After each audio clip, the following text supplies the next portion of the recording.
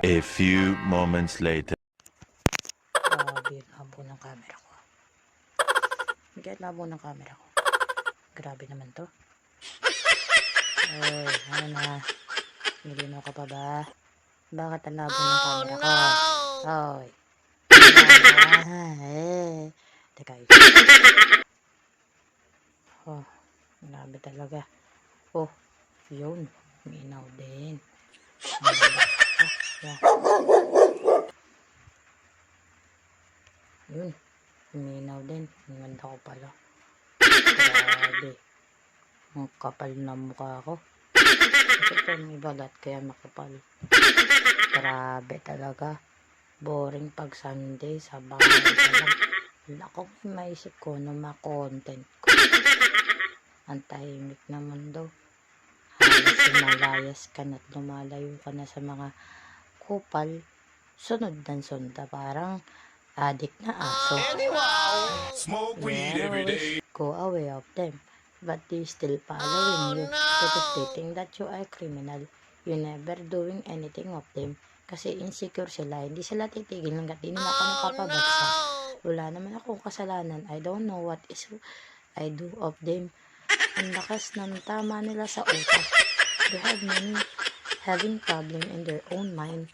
Yet, masasabi ko, mamatay kayo sa inggit. Ay, we jealous din. Wala naman ginagawa masama.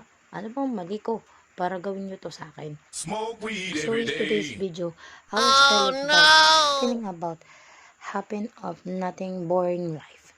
Today is our today's vlog. Wala akong magawa. Kaya naisip ko mag-vlog habang nakahiga. Talinig ko naman to bahay at nakikituloy lang ako sa kaibigan ko doon. Kasi yung apartment ko malayo rito. Kasi gubat ito. Yan. So, today's vlog habang tayo ay nasa bundok, gagawa tayo ng bagong video na provided we are creating a new video with we are in the bukid in the farm. Oo, tahimik na mundo, no? Walang masakit ang ulo, walang nambubulabog. Sana all. Ewan ko nga ba yung mga taong ayaw tumigil sa buhay nila para lang pabagsakin ako. Tingnan nyo naman. You think that I will be provided that I am be afraid of you? Akala nyo ba matatakot ako sa inyo?